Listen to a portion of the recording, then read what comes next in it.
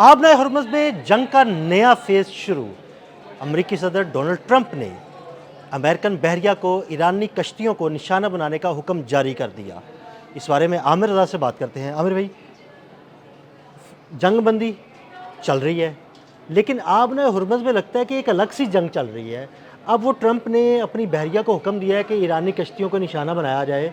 मामला किस तरफ जा रहे हैं? ठीक है, मामला पहली बात तो यह है कि इसका मतलब यह है कि आपने हरमुज़ में अभी तक निशाना नहीं बनाया।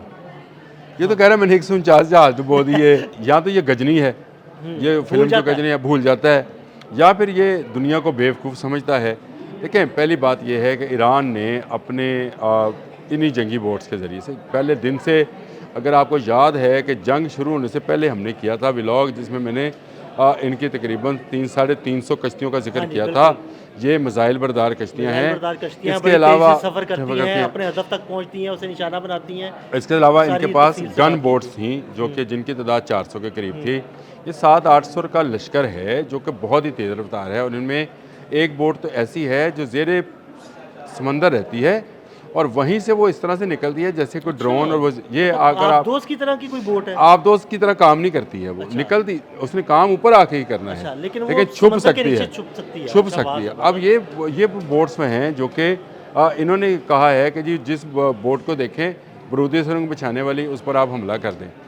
इसका मतलब ये हुआ कि ईरानी बोट्स जो हैं वो स्टेल्थ टेक्नोलॉजी की बोट्स हैं जिन्होंने बरूदी सुरंगें बिछाई हैं। ये तो कह रहे थे हमने बरूदी सुरंगें साफ़ कर रहे हैं और हमें 1 माह लगेगा। 1 माह नहीं, अब तो रिपोर्ट भी कल आ गई, 6 माह कम से कम लगेगी। अगर जंग आज रुक जाती है तो कम से कम 6 माह लगेंगे। इनको 6 साल लगेंगे, इनको 6 साल लगेंगे बरूदी सुरंगें। ये 6 माह की भी बात गलत है। मैं आपको बताऊँ, ईरान के अलावा इन बरूदी सुरंगों को ख़त्म कर, ये बरूदी सुरंग वो पुरानी वाली बरूदी सुरंग नहीं रही।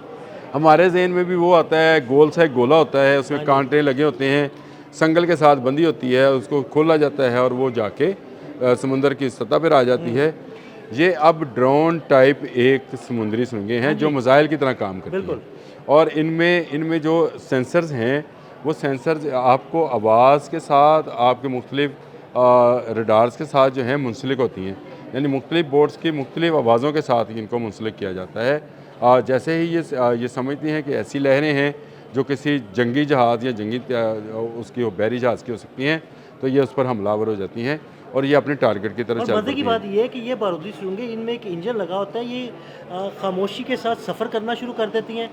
जिस जगह पे ये बिछाई गई थी वहाँ से सफ़र करके दूसरी जगह पहुँच जाती हैं, गायब हो जाती हैं। ये वो खतरनाक काम है। इनके कंट्रोल रूम्स हैं, रुकती नहीं है। ये वो वाली बरूदी सुरंगें जो पुराने वक्तों में हम देखा करते थे, और बाकायदा कंट्रोल किया जा सकता है। ये इनका कंट्रोल रूम भी ज़ेरे समंदर ही है। तो ये बरूदी सुरंगों का साफ़ करने का 6 माह का भी गलत है। देखें, कल गुलाम हुसैन मोहसिनी ने बिल्कुल, जो कि उनकी आला अदलिया के एक रुकन हैं, उन्होंने बिल्कुल सही बात कही। उन्होंने कहा जी आपने हरमुज़ पे अमेरिका का कब्ज़ा मान लेते हैं, इनसे कहीं जहाज़ लेके आए। हाँ बिल्कुल। अब मसला ये है कि ईरानी जो जंगी कश्तियाँ हैं वो 2 जहाज़ों पर कब्ज़ा करती हैं, उसकी वीडियो जारी करती हैं, उसकी तस्वीर जारी करती हैं। क्या अमेरिका उसको डिनाई कर पाया है कि आपने हरमुज़ में पनामा के 2 जहाज़ जो हैं, जो कि मुख्तलिफ कंपनीज़ के नाम पर रजिस्टर्ड थे वो पनामा फ्लैग्स के, और उनको जो है ईरान अपनी तरफ ले गया है। अमर भाई, उन पर कब्जा किया, अपनी तरफ ले आया। उसके अलावा 34 ईरानी जहाज़ वहाँ से गुजरे और अमेरिका कुछ नहीं कर पाया। ये मैं आपको यही बता रहा हूँ कि आपने हरमुज़ पर अगर अमेरिका का कब्ज़ा है, देखें ठीक है, अमेरिका ने भी एक जहाज़ पर कब्ज़ा किया है, तेल बरदार जहाज़ था, उस पर कब्ज़ा किया है। दोनों तरफ ठीक है, लेकिन अगर आज भी ईरानी टोल दिया जाएगा तो ईरान उसको रास्ता देगा और ईरान पासदारानी इनकलाब जो है उस जहाज़ को निकाल देंगे।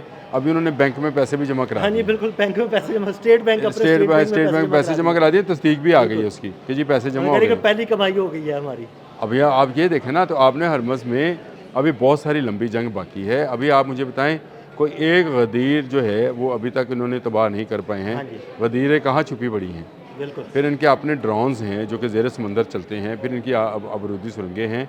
तो ये सारे का सारा कि जी आप बोर्ड तो को देखें और उसको तबाह कर दें, आप देखेंगे कैसे आप नहीं देख पाए। अगर उन्होंने इतनी बरूदी सुरंगें बिछाई हैं कि आप अगले 6 माह आपके दावे पर चले जाते हैं कि 6 माह भी आपको लगे रहें तो आप उसको साफ़ नहीं कर सकते। आपने फ्रांस से इल्तिजा की कि हमारा साथ दें इन बरूदी सुरंगों को साफ़ करने के लिए, उन्होंने कहा जंग बंद करो, हम दे देते हैं। फिर आपने जापान से इल्तिजा की कि हमारे बरूदी सुरंगें साफ़ करने के लिए जहाज़ भिजवाएँ, उसने कहा जंग बंद करो, वो जो आते बिल्कुल, ये तभी हैं। शुरू देखें मुमकिन है जब जंग बंदी होगी। दुनिया का कोई मुल्क भी जो है हालत जंग में जब आरसी जंग बंदी होगी बरूदी सुरंगें साफ करने के लिए नहीं आएगा। जंग बंदी होगी तो भी होगा। आएगा तो मारा जाएगा। देखिए सबको नज़र पता है कि ईरान जो है वो मरने मारने पर तुला हुआ है। जब वो एक कोई भी मुल्क जो है इस नहज पर आ जाए कि वो मरने मारने पर आ जाए तो फिर उसका मुकाबला करना ज़रा मुश्किल हो जाता है।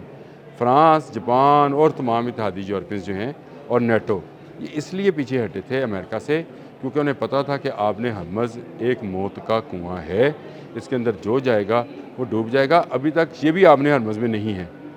आपने हरमज़ से दूर खड़े होकर जहाज़ों को रोकते हैं, इंटरसेप्ट करते हैं, फायर करते हैं, फिर उसके बाद हेलीकॉप्टर्स भिजवाते हैं तो और मरीन के कोने पे खड़े हुए हैं तकरीबन। ये तकरीबन अमान वाली साइड पे ये खड़े हैं और वहाँ से ये हमलावर होते हैं आपने हरमज़ से गुजरने वाले जहाज़ों का, जो कि ईरान की बंदरगाह से आते हैं।